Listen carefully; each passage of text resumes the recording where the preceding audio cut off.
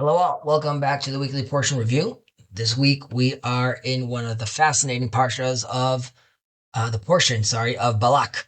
And this is the famous portion which discusses the king Balak, who hires Balaam the prophet to curse Israel, and he ends up blessing Israel as well. And really, in this portion of the Torah is clarifying for us this spiritual dimension of struggle between Israel and the nations. And it's last week's portion in Chukat, we encountered Israel's struggle with nations and like the militaries. We were facing kings and territories. But once those political obstacles are resolved, a deeper level of relationship between Israel and the nations is actually revealed, which is a spiritual layer. And at the center of this spiritual struggle stands this contest sort of between Zgulah, right? Chosenness. And really, this is who has this unique spiritual chosenness and inner quality of Israel. And Balaam the prophet, who's the prophet of the nations, is not just hired really as a sorcerer. He is a man who really senses the greatness of Israel, and he recognizes that there's something unique, elevated in this people. And it's precisely because he recognizes it that he envies it. And this is why he wishes to destroy the entire nations. Now, the sages and our rabbis have hinted to this in his name, in Bil'am, which means in Hebrew, you could look at that as Bole'am, one who swallows a nation. And his desire is not just to curse Israel from the outside. He wants to consume them. He wants to erase their unique identity and their mission. And this really teaches us something that is very important about anti-Semitism.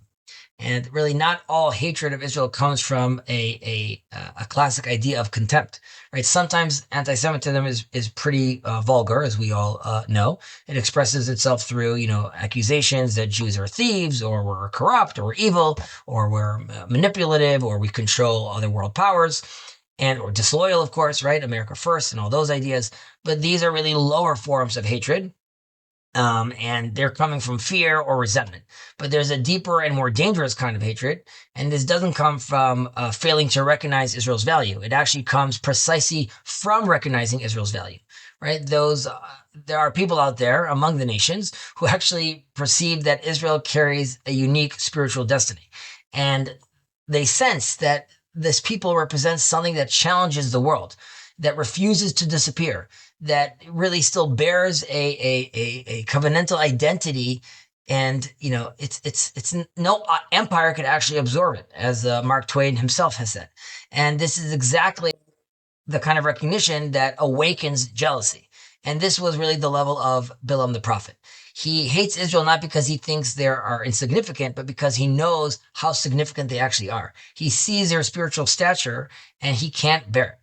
And in relatively the modern era, there was a figure who resembled Bilam. This was Nietzsche, right? And in his writing, he also expresses this powerful admiration for the Jewish people, and he recognized them as this immense spiritual strength, and they have this endurance and this depth. But at the same time, he has this deeply troubling anti-Jewish hints and tensions that he mentions. And his hostility doesn't just come, again, from ignorance. It comes from the fact that he recognizes the greatness in us as well. And, he saw himself as European, like, right, the German spirit, so to speak. And we saw, so they had had some issues with us as well, right? That was obviously very, very difficult for us. And this kind of testimony is really significant. When someone like Bilam in the ancient world, or Nietzsche in the modern world, or even in our current days, someone like Nick Fuentes speaks about Israel's greatness, their words have a strength and a unique value. And they're not lovers of Israel, of course, but and they're quasi prophetic. They're not speaking within our covenant. But yet, precisely because they stand from the outside, they sometimes see something that those on the inside don't fully recognize. And our sages say this idea of ein bal hanes makir beniso, which means the one who experiences a miracle doesn't really recognize his own miracle, right? A person living inside a great event doesn't always grasp the full meaning. And the one who really stands from the outside can see the full magnitude of what is taking place more clearly. And this is why our sages make this crazy, astonishing statement. In a certain sense, Bilam was comparable to Moses, right? The Torah says that never again was there someone to rise in Israel like the prophet Moses. And they stress that in Israel, no prophet like was Moses, but among the nations, there was someone, and his name was Bilam. And of course, this doesn't mean that he was morally equal to Moses, right? Moses was the faithful servant of God. He was the most humble man. He is Rabbeinu, right? He's the teacher of our Torah. And Bilam, of course, was corrupt and arrogant. But the comparison is trying to mean something else. What Moses is for Israel, Bilam is for the nations. Moses really represents this inner essence of Israel. He is he is allowing us to fill ourselves with our spiritual identity. He embodies the Torah, the covenant, the mission, right? The divine calling of the Jewish people. However, Bilam, right, in contrast, represents this spiritual essence of the nations when they confront Israel, right? He is trying to use this prophetic power and the spiritual power that exists outside of Israel and use it when he's turning against Israel. And that's the reason why this encounter between Moses and Bilam is not just conflict between two individuals. It's really a meeting between two different spiritual worlds.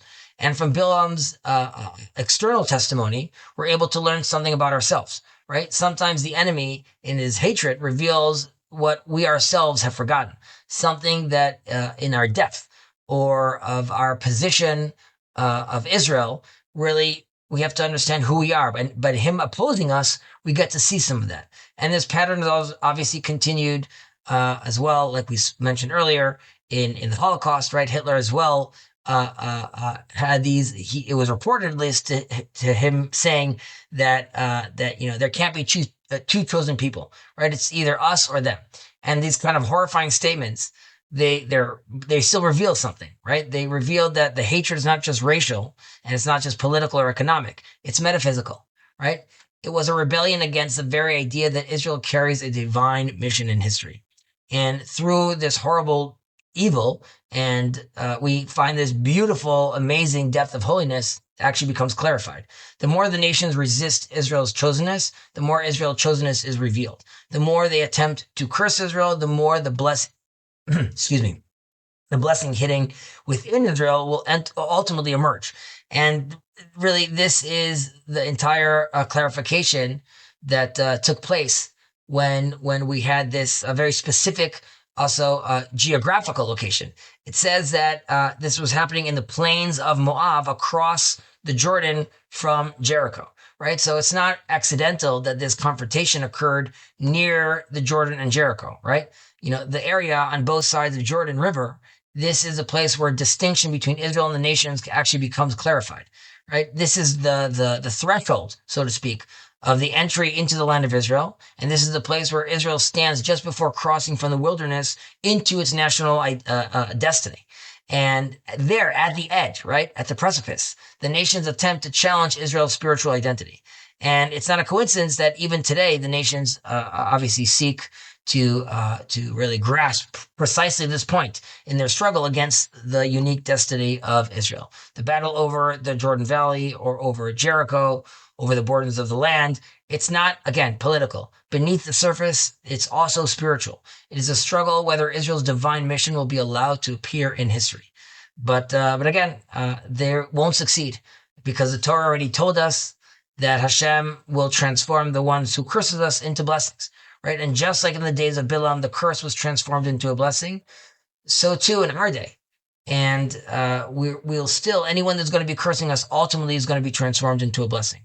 And it will become a blessing really of relief and peace. But ultimately, people need to realize the blessing that we have to offer the world is to the whole world itself. As God told Abraham, and the nations of the world, the families of the world, will be blessed through you. I'm wishing us all a Shabbat Shalom of clarity and tranquility and love. Take care.